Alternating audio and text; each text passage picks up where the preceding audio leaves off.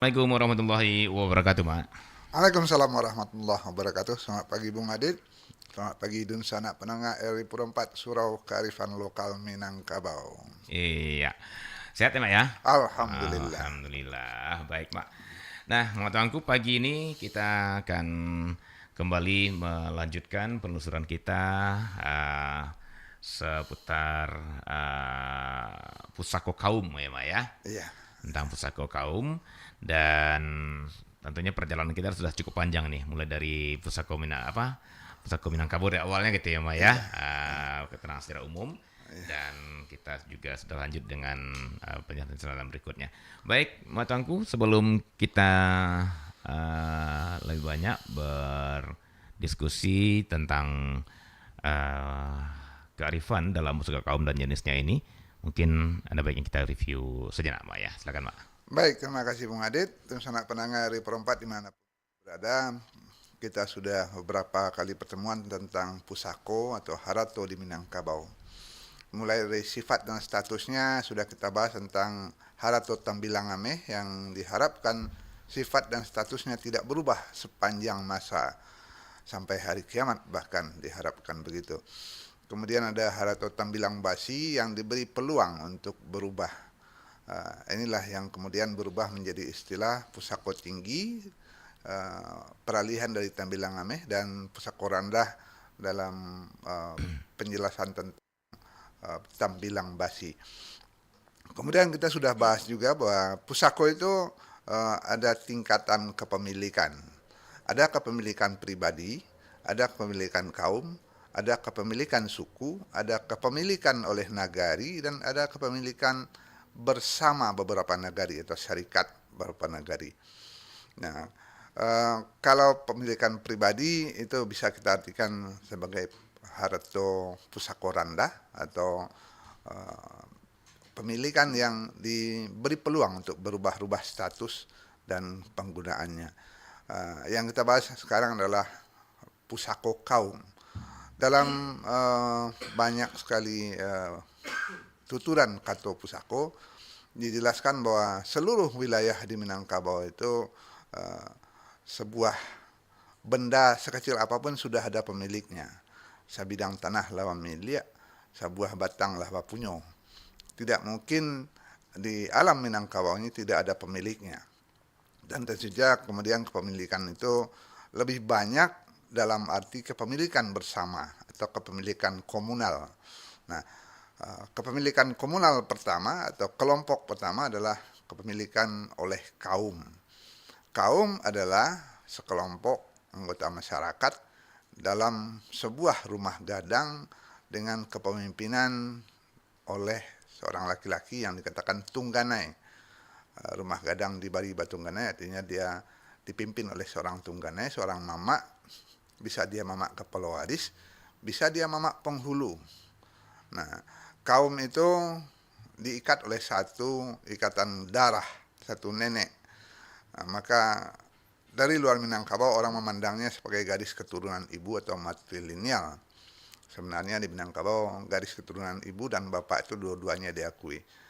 Lebih besar dari kaum adalah kumpulan beberapa kaum dengan satu nama suku, itulah suku yang mungkin bisa terdiri dari beberapa buah suku yang ada dalam sebuah nagari. Nah, dalam sebuah nagari ada beberapa suku. Itulah yang kemudian membentuk kepemilikan nagari. Jadi syarikat beberapa suku adalah nagari. Begitu awal pembicaraan kita tentang Harato Pusako pada tingkat-tingkatnya, kepemilikannya di kaum, di suku, di nagari, dan syarikat nagari. Mungkin bisa kita bahas nanti bentuk-bentuknya satu persatu. Yang pertama sudah kita bahas minggu lalu tentang pusako yang wajib ada pada sebuah kaum. Kalau itu belum dimiliki, maka kaum itu belum diberi identitas sebagai sebuah kaum. Dia harus malakok kepada kaum yang sudah punya uh, kepemilikan wajib itu. Itu yang dikatakan dengan sasok jarami. Sasok jarami itu minimal 3 wujud pusakonya. Pertama harus punya rumah gadang, rumah asal, rumah pertama kaum itu. kemudian harus punya pandam pekuburan, dan harus punya sawah ladang. Luasnya tidak ditentukan, tapi harus ada wujudnya, harus ada posisinya dalam sebuah nagari. Maka dikatakan itu sasok jaraminya sebuah kaum. Kalau sasok jaraminya belum lengkap, maka dia hadir dalam nagari itu sebagai bahagian dari kaum yang sudah punya. Dia dikatakan orang Malako untuk sementara waktu. Itu pengantar kita, dan di samping sasok jarami itu ada tambahan-tambahan kepemilikan kaumnya, kaum yang lainnya yang bisa kita bahas hari ini. Begitu Bung Adit. Iya, baik, Mak. Menarik sekali. Jadi ternyata ada bagian-bagian harato kaum itu yang harus ada gitu ya, Mak ya. Harus eksis. Boleh dibilang wajib ya, Mak ya. Wajib. Wajib eksis ketika dia baru diakui menjadi sebuah kaum gitu ya, Betul. Mak. Ketika yang apa itu tidak dimilikinya, tidak lengkap, maka dia belum diakui sebagai sebuah kaum di negari tersebut ya. Betul. Oke, dan jalan keluarnya solusi tadi apa, Mak? Malako dia, Mak ya. Malako kepada kaum yang sudah punya identitas itu. Iya, baik. Nah, dan yang paling utama itu Mak bilang tadi adalah sasok jarami gitu ya, Mak ya. Sasok jarami. Sasok jarami. 3 unsurnya, rumah gadang, pandam pekuburan, dan sawah ladang. Baik, baik. Yang lainnya apa lagi, Mak? Yang di itu, Mak? Nah, bentuk lainnya kepemilikan kaum itu ini relatif boleh dimiliki dan tentu akan memperkuat identitas kaum itu. Yang pertama surau kaum. Surau itu fungsinya sudah kita bahas, tempat para laki-laki dididik setelah akil balik, dan tempat para laki-laki untuk berkumpul di kaumnya. Sebab rumah gadang itu laki-laki yang boleh bermalam dan punya kamar hanya sumando. Satu surau. Dan surau itu punya kelengkapannya. Ada tabe surau. Tabe surau itu adalah sumber protein ikan ya, untuk kaum dan untuk biaya pengelolaan surau. Jadi surau dan tabe itu umumnya satu. Tapi tidak semua nagari punya sumber air yang cukup, maka tabe itu tidak di semua nagari ada. Tapi umumnya surau selalu didampingi oleh tabe. Nah, kemudian yang diharapkan juga punya dalam sebuah kaum itu adalah biaya untuk para penghulu, dinamakan sawah abuan bagi kaum. Kaum itu punya bahagian dari sawah ladang. Kalau sawah ladang sudah wajib ada, tapi ada kebutuhan untuk membiayai pengelolaan kaum. Istilahnya alih tapak bagi penghulu, dan menambah isi aluang bunian bundo. Sawah abuan itu boleh dikerjakan siapa saja dengan sistem paduan. Maka dikatakan juga sawah paduan, sawah paduan. Nah, hasilnya adalah semacam kas taktis bagi kaum untuk alih tapak atau biaya keseharian penghulu, dan cadangan bagi mandesoko atau bundokan. Ini sawah paduan ini setara dengan surau kaum tadi, Mak ya? Setara. Diharapkan ada. Diharapkan ada ya. Okay. Kemudian ada munggu. Munggu itu semacam tempat untuk berkembangnya generasi muda. Munggu itu sebenarnya tempat untuk menjaga sawah yang luas, dibuatlah bukit kecil di antara sawah-sawah itu. Munggu ya. Munggu, bukit kecil yang sengaja dibuat, dan ada dataran di atasnya, tempat berunding bagi para penghulu. Dulu kan tempat berunding itu kalau tidak rumah gadang ya di balai. Kalau balai tidak ada maka di munggu perundingan namanya. Atau tempat untuk kubu pertahanan. Nah, ketika masa masih yang kita lihat di tengah sawah yang kayak pulau-pulau gitu ya, Mak ya? Iya, kayak pulau-pulau begitu. Okay. Biasanya ditinggikan. Munggu sampai berundiang, munggu sampai batandiang, dan sekaligus kubu pertahanan. Kubu ya. Jadi ada munggu yang bisa jadi kubu. Kemudian ada tanah juga bisa berbentuk sawah atau ladang. Turihan. Turihan itu tanah perbatasan milik bersama. Jadi antar kaum juga sudah punya ada syarikat, tanah syarikat mereka namanya turihan, tanah batas antar kepemilikan sawah ladang. Kemudian ada kalau kaum itu cukup tua, dia punya biasanya banda larangannya, tempat melihara ikan di beberapa aliran air. Di antara banda itu ada lubua. Lubua itu di aliran air itu ada air tergenang yang agak luas. Jadi tambe, banda larangan, lubua ada yang dimiliki kaum, tapi ada yang dimiliki suku dan nagari. Nah, itu kepemilikan di dalam kaum. Ketika masuk ke wilayah milik bersama, Labuh dan Pasa, kaum diberi peluang untuk memiliki bahagian-bahagian. Yeah. Kalau sekarang mungkin petak toko begitu ya, atau di pinggir batang air namanya pemandian. Ada kaum yang memiliki tempat pemandiannya sendiri atau tapiannya sendiri. Tapian ya. Jadi ada tapian, ada labuahnya sendiri. Nah, itu labuah orang Sikumbang. Kenapa labuah orang Sikumbang? Karena ada di tanah yang dihibahkan oleh orang Sikumbang. Labuah orang Sikumbang. Ada pasa bahagiannya yang dihibahkan oleh suku tertentu. Itu apa tuh? Oh, itu petak orang Tanjuang.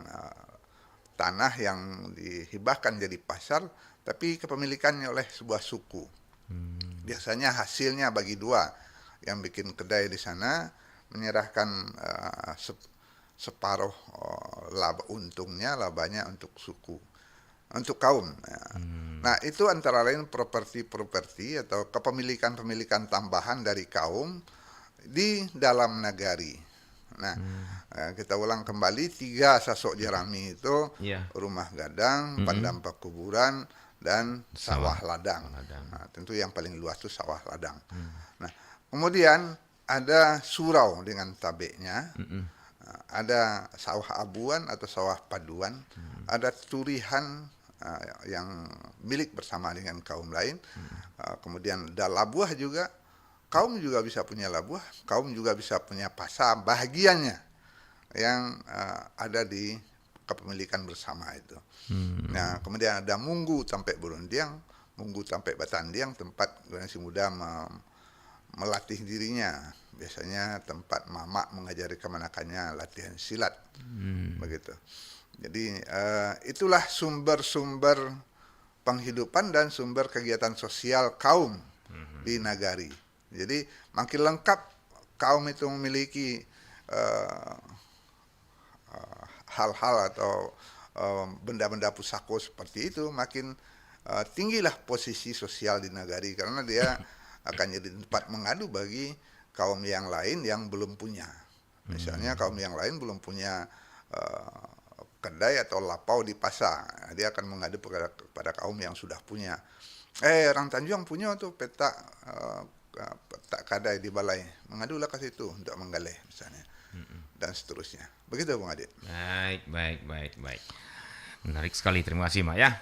Nah Mak, ya, ini menariknya ada beberapa jenis ya Mak ya, pusako yang dimiliki kaum baru, dan maksudnya nanti yang wajib itu kan yang 3 tadi Mak ya. Betul. Sasok jerami, rumah gadang, pandang kuburan, dan sawah ladang. Betul. Nah kemudian ada tambahan ini, dan tambahan ini pada akhirnya memunculkan perbedaan jatuhnya tanda kutip nih Mak ya, walaupun Minangkabau tidak ada kasta ya Mak ya. Iya. Tapi ada perbedaan status sosial barangkali gitu ya Mak ya. Betul, sosial ekonomi barangkali. Sosial ekonomi ya. Sosial ekonomi. Misalnya dikatakan urang barado, gitulah gitu ya Mak ya.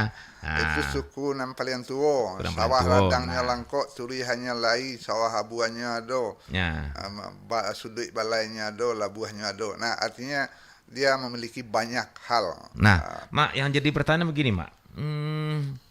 Ini kalau saya bayangkan, saya cuma membayangkan Mak ya, ilustrasi nih Mak.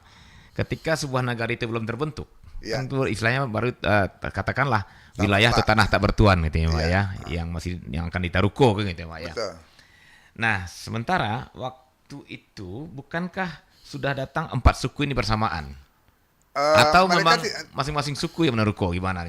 Masalahnya gini Mak, kalau mereka bersamaan otomatis kan pembagiannya juga rata Mak. Betul. Artinya setiap suku atau setiap kaum lah gitu ya. Ah, Nah, setiap kaum itu akan sama-sama punya surau, sama-sama punya punya turihan, sama-sama punya banda larangan, sama punya pasar gitu ya, Mak ya. iya. Sama punya labuh, jetapian, sama punya punya sawah paduan juga gitu loh. Nah, tapi ternyata kan ada yang memiliki semuanya, ada yang kurang kan gitu ya, Mak ya. Betul. Ada yang 3 saja. Iya. Nah, ini apa nih yang menyebabkan tren ini perbedaan ini sehingga terjadi juga perbedaan status ekonomi di Minangkabau ketika itu jadi ya, Mak?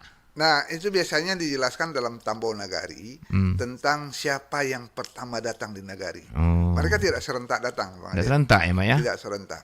Tunggu, Mak, saya potong, Mak, sampai di sana. Berarti yang datang itu per kaum kah atau per suku? Biasanya per kaum. Per kaum. Per Oke. kaum. Oke, Per silakan. kaum yang dipimpin oleh seorang mamak tungganai. Nah, kaum itu terdiri minimal satu mamak, Ya. satu orang bundo, Aha. dan beberapa anaknya.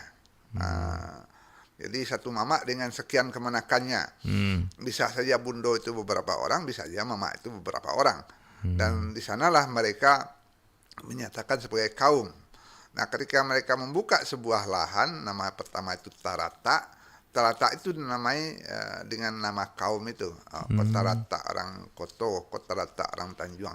Mereka buatlah batas-batasnya. Iya, Itu yang sasok itu batas. Oh, jadi sasuk itu batas ya, Mak ya? Batas. Oke. Batas-batas tempat mereka pertama membuat Tarata. Tarata itu minimal harus didirikannya dua keperluan. Keperluan pertama untuk hidup, keperluan dua untuk mati, dan yang ketiga untuk mencari hidup. Oh, itu Jadi istilahnya, Mak, ya. rumah, padang perkuburan, dan sawah atau ladang. Oh, itu istilahnya untuk hidup, untuk mati, untuk mencari hidup gitu ya, Mak ya? Untuk mencari hidup. Nah, Luar tiga biasa. itulah yang dikatakan Sasok Jarami atau tempatan pertama sebuah kaum. Aha. Ya, kaum tadi itu minimal harus ada satu mandesoko atau satu bundo dan satu mamak. Mamaknya bisa banyak, bundonya bisa banyak. Tapi mereka menyatakan satu kaum atau satu kekerabatan. Nah, para pendahulu pertama itu akan mengatakan ini Sasok Jarami kita, dan disinilah yang tidak boleh dirubah statusnya sepanjang masa. Itulah tambilang ameh pertama mereka. Kalau bahasa modernnya itu tumpah darah mereka iya, pertama kali. Dan sekaligus menjadi identitas kaum mereka gitu ya, Mak ya? Identitasnya Artinya ketika itu hilang, kaum itu jadi hilang. identitasnya dia akhir kabur gitu ya, Mak ya, minimal. Dan itu tidak boleh berubah selama mereka masih ada. Iya, iya. Dan itu yang dikatakan tambilang ameh atau pusako tinggi yang diharapkan tidak berubah sampai hari kiamat. Iya. Maka dalam kata pusakonya ada pantunnya itu tentang nan tidak boleh dirubah itu. Dikatakan adat nan sabana adat adalah Sasok Jaraminya kaum. Masalah padi maaf ini agak terbulak balik pantun saya ya. Anak si cerek di dalam padi babuah batangkai-tangkai masalah buah keduanya. Bak kabe arek babuah mati indak saurang bisa maungkai antah kok kiamat nalah tibo. Wow. Nah, tidak bisa diungkai itu apa? Ikatan mereka dengan tanah kelahiran dengan Sasok Jarami itu. Tidak bisa diungkai kecuali kiamat. Kiamat itu ada dua, kiamat bagi seluruh dunia atau kiamat bagi kaum itu. Kalau mereka sudah punah, mereka sudah kiamat. Maka tanah itu bisa berubah. Kalau mereka masih ada, itu tidak bisa diubah. Jadi kalau ada yang ingin membeli atau ingin memakai untuk apapun, itu tidak mungkin. Jadi kalau ada yang mempertahankan Sasok Jaraminya karena sesuatu dan lain hal, itu memang hak Hak dari kaum. ya, hak dari kaum atau hak yang hak asasinya lah kira-kira. Asasi ya. Dan artinya itu dilegalisasi oleh adat gitu ya, Mak ya. Oleh Nagari. Oleh Nagari. Disebutkan dalam Tambau Nagari. Nah, itulah yang kemudian menjadi Tamboasa Nagari itu. Artinya ketika mereka mempertahankan itu, Mak, itu secara adat sah gitu ya. Bukan secara adat sah. Adat harus melindungi itu. Nagari harus melindungi itu. Sebab satu kaum hilang Betul. asalnya, maka Nagari itu hilang kelengkapan identitasnya. Karena diingatkan Nagari itu didirikan minimal oleh 4 suku. Nah, sampai suku itu termasuklah kaum pertama, kaum kedua, kaum ketiga yang mendirikan Tarata. Iya, Dan biasanya di awal itu mereka membuat sasok batas-batasnya itu dengan kesepakatan kedua belah pihak. Ketika dua kaum bertemu, tanahnya berdampingan, iya. mereka buat turihan tanah syarikat dua kaum atau 3 kaum sebagai batas di antara mereka. Nah, itulah asal nagari itu terbentuk. Tarata dulu, ketika Tarata itu sudah ada 2 kaum, dia jadi dusun. Iya, iya, iya. Ketika dusun itu sudah punya 3 kaum minimal, dia menjadi koto. Ketika mereka sudah punya koto, mereka akan membangun perangkat nagari yang dinamakan balai dan masjid. Maka dia jadi nagari. Itulah evolusinya ya, perkembangannya. Kalau Tarata itu baru 1 atau 2 kaum di tempat mereka mendirikan awal tempat kehidupan. Kalau sudah 3, mereka biasanya akan meningkatkan jadi dusun. Kalau sudah 4, mereka jadi koto. Koto itu kemudian akan membangun perlengkapan untuk sebuah nagari. Minimal ada balai dan musaji. Begitu, Bung Ade. Ya, Mak, ini saya mencoba apa ya? Lagi-lagi saya mencoba kembali nih ke alam waktu itu, Mak ya. Alam awal. Jadi kan tadi Mak ceritakan bahwa pada suatu tempat yang baru itu, ya katakanlah contohnya Padang nih umpamanya, Mak ya. Ya. Padang ini kan rantau nih kata orang ya, Mak ya. Ya. Rantau Minangkabau otomatis kan awalnya nih tempat tak bertuan nih, Mak ya. Betul. Kemudian ditaruhko lah kaum-kaum yang datang ini, Mak. Betul. Nah, yang menariknya gini, Mak. Apa salahnya ketika kaum pertama datang tuh langsung menguasai seluruh wilayah yang ada di sekitar itu, Mak, gitu ya. Dan pada akhirnya mereka jadi pimpinan langsung, gitu ya, Mak ya.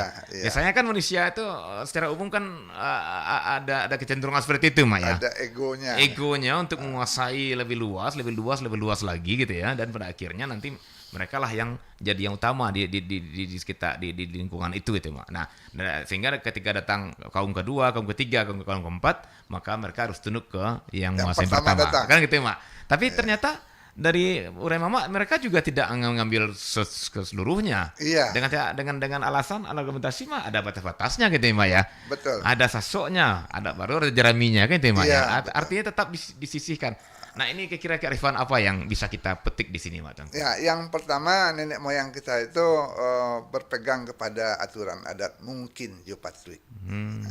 Mungkin dan patuh itu selalu jadi landasan mereka bertindak.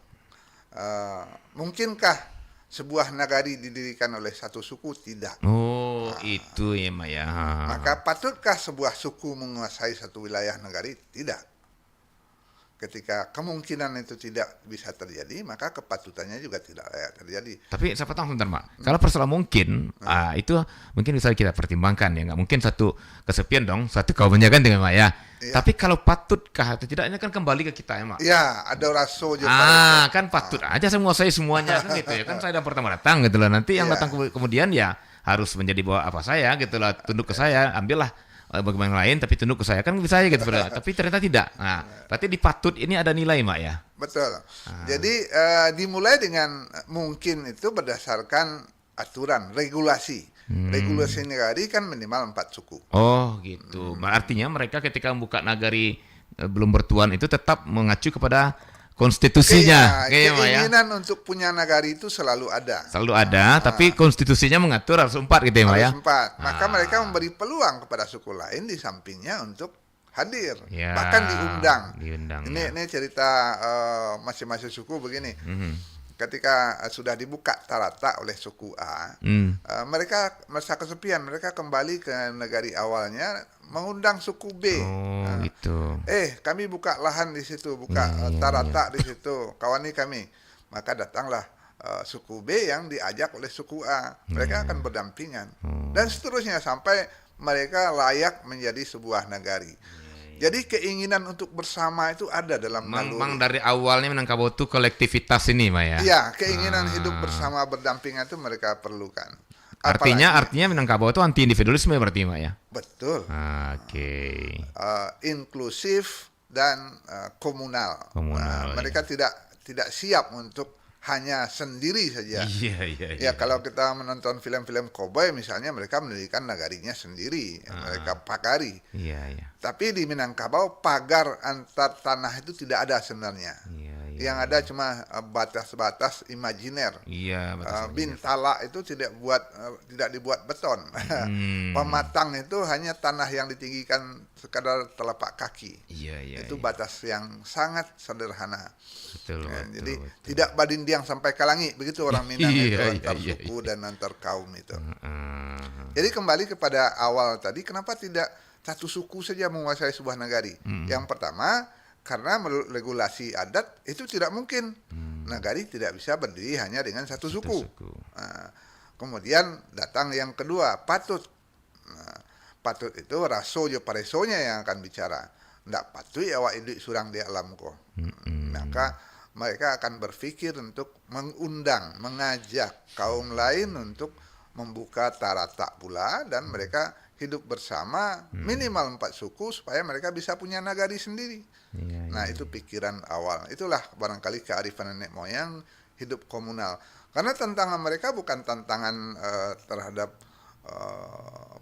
makhluk-makhluk buas saja, tantangan terhadap orang-orang yang berpetualang di antara di tengah-tengah masyarakat itu. Mereka harus saling menjaga, saling Iya, melindungi iya, satu iya. sama lain. Maka mengundang kaum yang sudah mereka kenal akan lebih lebih Nyaman ya, safe, Mak, ya? lebih nyaman. Mm-mm. Jadi suku A yang pertama membuka tarata itu akan mengundang suku kaum B dari kampungnya yang mereka sudah kenal kebaikannya, hubungan mereka sudah ada sebelumnya, diajaklah membuka lahan juga, tarata juga di samping mereka. Nah, itulah, maka banyak sekali nagari itu yang punya relasi satu sama lain, beradik bakakak istilahnya. Iya, iya. Jadi kalau kita buka tambo hubungan antar nagari di Minangkabau itu, semua nagari punya relasi Mm-mm. beradik bakakak. Ini masuk lagi ke konsep balahan yang sapi balahannya dia, Mbak ya? Iya, Sapia Balahan itu dalam hubungan suku, tapi Iya. antar nagarinya, Antar nagari ya, Mbak ya? antar nagari. Oke. Bas Solo, Basilayo, Baik. Taeh, Basimalanggang, itu bersaudara Bersaudara, nagarinya. ya, Bakurai, Mbak, ya. Babanuampu, ya. Basari, Sungai Pua, Iya, iya, iya. Batiku, Bapariaman. Tiku dan Pariaman itu dua nenek moyang yang Udah kakak. bersaudara, Bersaudara lah ya. mungkin sekampung, mungkin Iya, iya, iya. asalnya sama dan seterusnya. Nanti sampai ke kampung-kampung kecil itu Saudara ya. saudara dalam arti adat, Iya, iya, iya. iya. Bapawah, Bakuranji, Mm-mm. dan seterusnya. Dalam tambo-tambo nagari itu ada hubungan satu sama lain. Iya, iya. Kenapa itu terjadi? Seperti yang kita bicarakan tadi, ketika sebuah kaum membuka tarata pertama di sebuah lahan kosong, katakan begitu. Ketika mereka hidup di sana, mereka akan merasa butuh tetangga yang sudah mereka kenal. Mereka akan undang kaum yang juga mereka kenal dari kampung awalnya. Jadi mereka yang turun ke negari Padang ini, sebagian besar, kalau tidak seluruhnya ya, sebagian besar adalah mereka yang juga sudah punya Relasi. hubungan, Iya. relasi Relasi, sebelumnya di kampung kerabatan, ya. awalnya. Misalnya orang yang turun di Pawah, dia Kuranji itu sama-sama dari Sanyang Bakap, dari daerah Solo. Iya, iya, iya. Nah, itu yang menyebabkan nagari-nagari itu punya relasi ke kampung awalnya dan punya adat yang berkemiripan. Bahkan gelar-gelar pusakonya masih Iya, iya, dari iya. nagari awalnya. Itu bersamaan. Iya, iya. Misalnya ini contoh di nagari Kurai. Hmm. Nah, sebagian besar penghulu Kurai itu gelarnya sama dengan nagari Lasi. Karena nagari Lasi itu yang lebih tua, dan yang datang ke Kurai itu adalah mereka-mereka yang dari Lasi itu dari sekian suku. Jenis sukunya hampir bersamaan. Kenapa? Karena suku yang datang dari Lasi itu tidak satu rombongan, bisa 3-4 rombongan yang membuka nagari tarata di Kurai di awalnya, dan seterusnya begitu. Begitu. Maka Lasi dan Kurai itu yang tuanya Lasi, yang mudonya Kurai. Bak Kurai Banuampu, yang tuanya Kurai, Banuampu adiknya. Iya, Dan iya, seterusnya. Tae Simalanggang, Basolo Basilayo, iya, iya, iya. Bapawah Bakuranji, dan seterusnya. Oke. Begitu Bung Adit. Luar biasa akhirnya ya.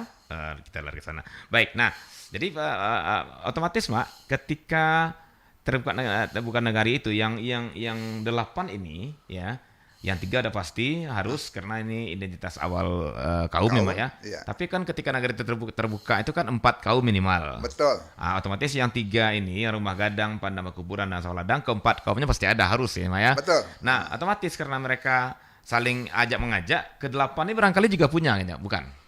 Nah, di di sini sana Mak, mereka di sini gimana ceritanya? berkembang alamiah. Terjadi perbedaan akhirnya persoalan. Ada yang berlebih, ada yang kurang. Ada berlebih, ada kurang. Nah, gimana ceritanya Mak? Ya, alamiahnya begini. Ada kaum itu yang berkembang pesat, kemenakan laki-lakinya banyak. Jadi banyak tenaga untuk fisiknya membuka banyak. lahan baru gitu ya. Oke. Ketika baik, tenaga baik. fisiknya banyak, mereka akan buka lahan baru. Wak perlu munggu mah, Iya, perlu iya, kubu, iya. Oke. perlu banda larangan. Ketika mereka lebih banyak bekerja, mereka menghasilkan lebih banyak Gitu. pusakonya begitu. Iya, iya, iya. Jadi surau kaum pun misalnya, surau kaum itu kan Iya, tergantung laki-lakinya juga barangkali Mak ya. iya, Ketika kemampuan di satu kaum untuk laki yang 1 orang barangkali yang numpang aja ke kaum lain gitu ya Mak. Betul. Ya? Itu betul. Ya, ketika dalam sebuah kaum laki-lakinya tidak mencukupi untuk Satu surau. untuk satu surau, mereka biasanya ke surau kaum yang lain atau ke surau nagari atau surau kampuang lah begitu. Ya, memang gitu ya jadinya Mak ya. Jadi makanya akhirnya ada yang kaum yang punya surau, ada yang tidak gitu ya Mak ya. Ada yang punya apa sawahnya dua piring, 3 piring, ada yang 5 piring gitu ya Mak ya. Tergantung kemampuan. Perkembangan dan kemampuan kaumnya. Baik, baik. Ya, walaupun ada awal yang sasok itu batas itu sudah ditunjuk saja dan disepakati. Akhirnya apa? Dia menjadi tanah tanah yang tidak digarap, dikatakan juga larangan ya. Dan itulah akhirnya menjadi pusako tinggi barangkali Mak ya. Iya. Oke. Ya, yang pusako tinggi itu yang awal ditunjuk oleh mereka ketika mereka sepakat mendirikan koto. Akhirnya ketemu kita ceritanya di persoalan pusako tinggi ini Pak ya. Dulunya masih para-para ternyata ini asal muasalnya ketika ada daerah itu dibuka di awal ya Pak ya. Betul. Nah, kenapa dia pusako tinggi itu yang di awal dan ingat itu bukan dikerjakan oleh suami istri. Iya. Dikerjakan oleh mama dan kemanakan untuk saudara perempuan mama atau ibu bagi para kemanakan. Bagi kaum mereka ya. Bagi kaum mereka. Baik Mas, sepertinya ada yang nggak sabar di line telepon. Kita coba terima ya Mak ya. Oke, 812-414 kita coba buka. Halo, assalamualaikum warahmatullahi wabarakatuh. Oke, terputus. Bisa diulang lagi silakan di 812414 atau di 08166 09240 ya. Halo, assalamualaikum warahmatullahi wabarakatuh. Waalaikumsalam warahmatullahi wabarakatuh, Bang Adit dan Mak Sangku. Iya, silakan Bu Nur. Itu ada sih Mak Bundo, Mak Sangku yang Keren Mak. Itu kan ada misalnya zaman dulu kan orang berdola kan. Jadi sama suku Koto. Jadi yang suku Koto cek lekonya tinggalnya di Lubuk Aluang. Jadi gaek yang ditinggal di Simpang Dia ko, nya pai mengungsi istilahnya ke Lubuk Aluang ko. Jadi tanahnya kan lawe di suku Koto ko mah bagian Pak Firdaus apa ko ha. Oke, kita nggak usah sebut nama dulu, Bu Nur. Maaf Bu Nur, kita nggak usah sebut nama dulu. Kita kasusnya ya. Silakan Bu Nur. Bapak Dit. Ya kita nggak usah sebut namanya. Kita ceritanya aja persoalannya gimana. Iya, boleh. Anak ya suku-suku aja lah kan apa-apa. Ya suku apa ya? Suku Koto. Jadi waktu itu kan dia orang tua neneknya merantau ke Bualuang. Jadi itu kecil orang neneknya merantau ke orang Bualuang ko. Besok lah kan ambo siku ini kema tanah ambo lah di sini di sini nanti ambo lagi kau setumpak cina jadi sesumpak tu lah si bonyo bisa mendirikan rumah gadang. Maksudnya rumah permanen agak 3 sampai bisa lah kan nyajiannya. Yang punyanya ke banyak juga. Jadi setelahnya meninggal neneknya tu. Jadi sudah di perkaranya, usianya apa orang yang nyajar apa tu. senyo kan gaya dan dulu nama dia nama senyo ama sure-surenya mah po di kalian ranjing-ranjing tapi nyo percaya sampai nyo gusur. Oke. Jadi pindahlah orang ko sebenarnya maka kapolnya sampai menantunya sampai apa-apanya nya balik tanah lain hanya busuk acaranya cuma tuangku karunya mau pakarunya awaknya usia saya kayak gitu lama di nyosa itu tuh tanahnya yang itu tuh mak tuangku abang adik lah yang sini soro willing lah. Itu coba caronya dipakaroi atau di kaduan, sia yang betul, sia yang salah. Itu saja Mak Tangku. Makasih Mak Tangku atas jawabannya, mau tunggu ya Pak Tangku. Baik. Terima kasih. Makasih. Bu Nur ya. Iya, Bu Nur. Warahmatullahi wabarakatuh. Ya, Waalaikumsalam warahmatullahi wabarakatuh. Bu Nur di Simpang Gia ya di Tabing. Baik. Iya. Nah, sepertinya memang belum ada yang masuk, Mak.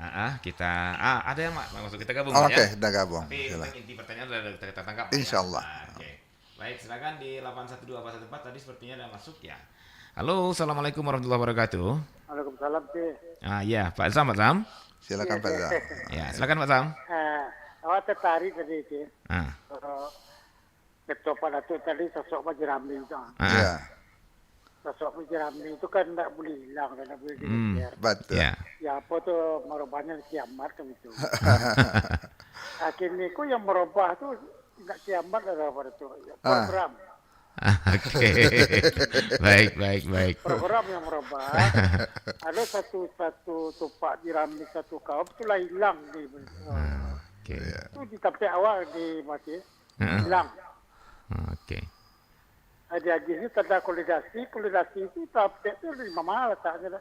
Jadi garis historis itu tadi sosok Majirami itu memang ada oleh kosong. Iya. Ya. Ada gara-gara program. Nah, jadi meletak satu kecepatan itu tadi menghilangnya kiamat itu mungkin kau bisa sepakat, tetapi programku lebih yang datang programku mengalahkan sosok Majirami itu tadi. Oke. Jadi barisan kaum Joni Mama itu kalah dengan program. Program itu orangnya kan tambah ketahui uci saja. Iya. Nah, Oke. menjalankan program itu orang tambah ketahui. Itulah. Jadi Jadi Pak. sama dahulu tahun 80-an itu di Malu tidak aman lagi. Kok kang badi kok kan itu. Ya. Masalah saya permasalahan. Inggo hilang sosok Majirami itu tadi. Jadi Oke. fakta adat dan coba datuk tadi hilang dengan program. Iya. Nah, ada yang melindungi. Ya, yang akan melindungi itu jadi timbul pertanyaan. Kalau itu datang juga ke nilai, ya akan melindungi itu. Oke. Itu kami pertanyakan pada itu. Baik. Ya, yang akan melindungi. Baik. Nah, terima kasih, Cik. Assalamualaikum Ya, Pak Sam. warahmatullahi wabarakatuh. Waalaikumsalam warahmatullahi wabarakatuh. Wah, ini menarik pertanyaan Pak Tangku ya. Dan Kok barik-barik? ini barik pertanyaan dan itu realitas sepertinya gitu ya. Betul, Nah, baik, Mak, kita manatiang seperti Mak, manatiang menyangin. Silakan, Mak. Bismillah. Ambo bicara nan kalurih-lurihnya Bang Adit. Pertama Bu Nur, ketika sebuah hibah dari sebuah kaum diambil balik atau dirampas kembali, maka yang pertama itu pekerjaan lah melanggar adat dan agama. Ada namanya hibah laleh ya. Hibah laleh itu ketika sudah dihibahkan kepada sebuah keluarga atau sebuah kaum oleh suatu kaum atau satu suku, mengambilnya balik yang pertamanya melanggar adat dan melanggar agama. Tauluk lidah istilahnya begitu. Tapi itulah berlaku. Apa yang akan kita lakukan? Apa usaha kita menghadapi itu? Ketika yang lah diagihkan itu diambil balik, itu terjadi di mana-mana. Yang menuntut mengambil balik itu umumnya orang-orang yang tidak tahu atau nyo tahu tapi tidak peduli jo janji yang lah diagih dek nenek moyangnya. Nenek moyangnya lah berjanji kau hibah untuk kaum itu atau untuk keluarga itu atau untuk anak itu atau kemanakan itu. Janji dari nenek moyangnya tu memang harus dijapui balik. Kama menjapuinya yang pertama tentu kepada saksi. Saksi yang pernah mengetahui tentang janji hibah itu. Ya, kita mengakui saja kalau memang cukup banyak hibah itu tidak tertulis. Apalagi pada masa-masa nenek moyang kita itu lebih banyak memberikan itu dengan keikhlasannya saja, dan nanti disampaikan kepada anak cucunya dengan bahasa lisan, tidak tertulis. Nah, itu barangkali perlu kritik juga kita kepada para pemuka kaum, apapun tindakan yang berkaitan untuk masa depan sebaiknya tertulis. Jadi kita jawab balik apa yang mungkin dilakukan oleh Bu Nur. Yang pertama, menjapui balik saksi-saksi atau mencari saksi tentang hibah itu, hibah dari kaum suku yang dulu itu. Saksinya pasti ada. Saksi itu umumnya memang lisan.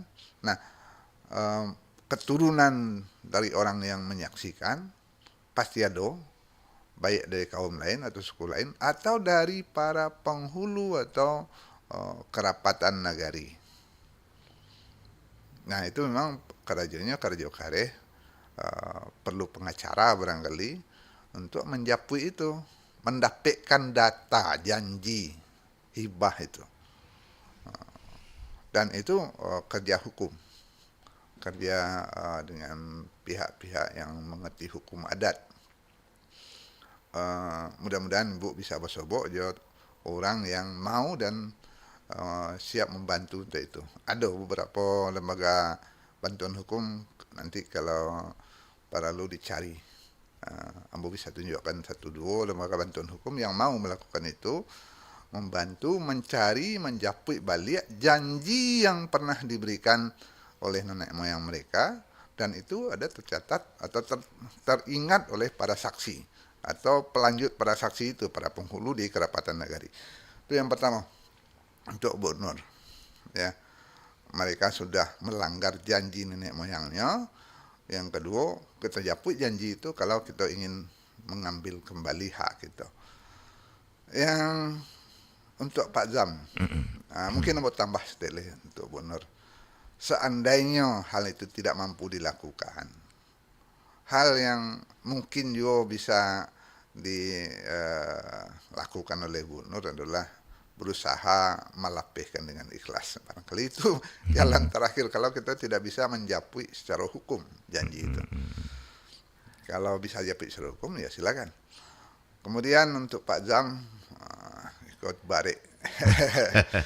Ketika Sasok Jerami itu berhadapan jo perubahan zaman, akan menjadi pasar, jalan, atau proyek pembangunan segala macam, awak menghimbau dengan sungguh-sungguh kepada siapapun perencana pembangunan untuk lebih memahami bahwa Sasok Jerami itu identitas kaum nagari yang dilindungi oleh undang-undang. Hak asal usul, ada undang-undang yang melindungi itu. Jadi apapun program ataupun proyek yang dilakukan oleh pihak manapun, baik pemerintah, swasta, atau yang lebih berkuasa, mohon dipertimbangkan hak asal usul dari masyarakat adat. Ya. Dan bagi masyarakat adat yang berhadapan itu, silakan dipelajari hak asal usul itu yang dilindungi oleh hukum Indonesia. Jadi jangan sampailah talonsong baru takana. Sabalun itu terjadi, kita memintih sabalun nanyui. Ya, hak asal usul itu dilindungi oleh undang-undang. Ya, hak asal usul orang Minang yang paling dasar itu adalah Sasok Jerami tadi, tumpah darah sampai suku kaum itu diakui keberadaannya dalam sebuah negari. Mudah-mudahan itu mendewek sekadarnya, dan Iko memang harus siap siaga kaum dengan keadaannya, dengan kondisinya ketika berhadapan dengan rencana-rencana proyek. Ambo tidak masuk, tapi agar ada dialog bagi perencana. tidak tiba-tiba di agihan baju lah sudah, pemakaian baju lah sudah. Artinya dialog itu penting. Mohon jo kepada pengambil kebijakan agar dialog dengan mereka yang berada di nagari, di kampung yang punya asal usul itu dilakukan sebelum perencanaan ditetapkan jadi sebuah proyek. Kenapa? Kalau nantilah ditetapkan, nah kita susah menjapui balik relasi antara baik negara dan masyarakat, baik pelaksana proyek dengan masyarakat, karena saling tagak di tampeknya surang-surang tidak ada dialog. Alhamdulillah beberapa kegiatan di pembangunan di negara awak kan lagi berjalan lancar ketika ada dialog di awal sebelum perencanaan. Jadi Pak Zam pun tidak menjawab sepenuhnya Ba'a menghadapi mereka yang sudah hilang. Itu memang harus ada kesepakatan di nagari untuk mendudukan Sasuk Jerami yang kebetulan Anyik di bawah Ayah, Anyik di bawah Zaman. Ada beberapa nagari yang sudah melakukan itu. Apalagi kalau terjadi bencana alam. Di Salareh Ayah, di Lubak Basuang, di Palembayan, Agam, itu beberapa nagari hilang. Bukan karena proyek, tapi karena bencana banjir bandang ke Patang. Nah, siapa yang bisa mendudukkan itu balik? Nagarinya hilang sama sekali karena banjir bandang, bukan proyek. Sekali tapian ayah gadang, sekali tapian berubah itu nagari itu benar hilang. Nah, itu memang harus ada rekonsiliasi antara masyarakat untuk mengayomi mereka yang dilanda banjir bandang alam atau banjir bandang kebijakan. Mudah-mudahan jadi ya pemahaman kita bersama, peluang terjadinya perubahan itu tidak bisa pula kita menolak habis, baik perubahan karena alam atau perubahan karena perkembangan sosial ekonomi. Maka yang bisa mendudukkan itu balik memang kerapatan nagari, Pak Zam. Kaum yang dilanda banjir bandang, kita anggap saja dilanda banjir bandang itu menghadap tentu utusannya ke kerapatan nagari. Sasuk Jerami kami dilanda banjir bandang, tolong dudukan balik Sasuk Jerami kaum kami. Dan itu tanggung jawab nagari harusnya, kerapatan nagari. Karena apa? Ketika nagari ditagaan, itu ada sumpah perapan diri nagari untuk melindungi semua suku dan kaum yang ada di nagari. Kalau tidak tagak nagari. Itu jawaban sementara Pak Zam. Mudah-mudahan dalam ruang lain kita bicarakan. Intinya adalah harus ada kesadaran bahwa hak asal usul itu dilindungi undang-undang dan harus ada jalan keluar bagi mereka yang kebetulan dihadapi banjir bandang, baik banjir bandang alam atau banjir bandang kebijakan dan proyek, kata Pak Zam tadi. Begitu, Bang Adit. Baik, Mak Tangku, ini tanpa terasa kita berada di suasana yang agak ini. Jadi memang itulah apanya. Tanpa kita sadari kita terbawa juga ke sana ya, Mak ya. Iya. Oke. Kasus Bu Nur dan Pak Zam itu hampir terjadi di sebagian besar nagari. Jadi harus kembali ditegakkan kesepakatan bersama nenek moyang ketika akan mendirikan nagari. Ketika ada keinginan banagari itu mereka sakabe sapulidi, tidak ada satupun yang di luar ikatan itu.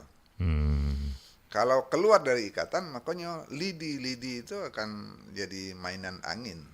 Dan saya pikir, Mak, ini bukan hanya rekomendasi untuk yang sedang atau telah tanda kutip terjadi, Mak ya. Iya, ini untuk kaum-kaum lain pun ya. Betul. Karena seperti yang bilang tadi, kita tidak mungkin menolak seluruhnya kan gitu ya Mak ya. Iya. Perubahan zaman kah, perubahan apakah sosial masyarakat iya, kah, ekonomi. betul. Tidak mungkin kita karena kita menghidup di tengah zaman itu. Cuman bagaimana satu kaum itu, satu negari itu mendudukkan seperti Mak bilang tadi, Betul. mencari solusi yang terbaik ini. Betul. Artinya mencabut rambut ilang tapuang barangkali gitu ya Mak ya. Iya, itu dari kedua belah pihak. Dari kedua belah Yang pihak, ya. akan melaksanakan proyek Ya. atau mereka yang berada di negari. Berada di negari. Harus saling memelihara dan menjaga keutuhan posisi Iya. hak-hak asal usul tadi. Baik, Ya, kita berarti bicara sosok Jerami bukan bicara benda-benda fisik, tapi bicara tentang identitas sosial budaya. Sosial budaya Minangkabau ya. Iya. Oke. Baik Mak Tuanku. Ini menarik sekali dan mengharukan sekali ini yang terakhir. Ya, saya takut juga kalau kita seolah-olah memberi menyiram bara dengan Iya, minyak tapi panas. ini Tidak, kita hanya tidak bicara ada maksud itu. kita bicara konsep ya Mak ya. Betul. Kita bicara konsep bahwa konsepnya seperti A gitu, seperti B gitu ya Mak ya. Ya, supaya rambut tidak putih, tapuang tidak Tapuang terserak. terserak. Ya, negara keberjalanan tarui dan masyarakat adat berada di dalamnya dalam keadaan terlindungi. Iya, menarik sekali. Itu kata kunci, Mak ya. Iya. Dan sekaligus statement itu, Mak, sudah menjadi closing statement barangkali karena sudah sampai di jam 10 waktu Indonesia Barat, Mak. Dan untuk itu terima kasih Mak Tuanku ya. Atau barangkali satu dua menit silakan Mak untuk closing Baik, statementnya. terima kasih juga Bung Adit. Terima kasih pada pendengar setia Kearifan Lokal RRI Pro 4 Padang.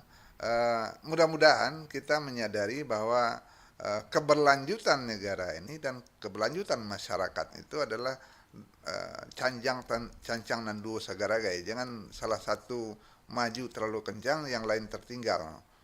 Atau yang satu berjalan, yang satu tidak tahu akan kemana. Dua-duanya harus memahami kemana akan pergi. Makasih Bung Adit, terima kasih semuanya. Assalamualaikum warahmatullahi wabarakatuh. Baik, terima kasih juga Mak. Waalaikumsalam warahmatullahi wabarakatuh. Baik, Don sanak pandangan. Demikian bincang-bincang kita, diskusi kita bersama Mama Dr. Tuanku Dr. Saiful Yazan Tuanku Mangkudun tentang kearifan dalam pusako kaum dan jenis-jenisnya yang telah beliau uraikan. Dan mudah-mudahan juga jawaban terhadap dua pertanyaan tadi menjadi situasi dingin gitu ya untuk kita bersama. Amin. Dan menjadi semacam referensi lah atau inspirasi kita bersama juga untuk saling menguatkan ya lingkungan kita dan kaum negara kita serta negara kita juga itu matangku ya. Oke, baik dan saudara pendengar, sampai di sini acara Kearifan Lokal Minangkabau. Terima kasih untuk atas dengarnya dan mohon maaf jikalau tidak bisa terima telepon Anda, tadi ada yang ingin masuk saya lihat Pak. Tapi karena waktu sudah penghujung, mohon maaf ya, mungkin minggu depan bisa kita sambung dan sampai jumpa di Kearifan Lokal Minangkabau. Kearifan Lokal Minangkabau berikutnya. Terima kasih dan assalamualaikum warahmatullahi wabarakatuh. Pro 4 RRI Padang, suara budaya Sumatera Barat.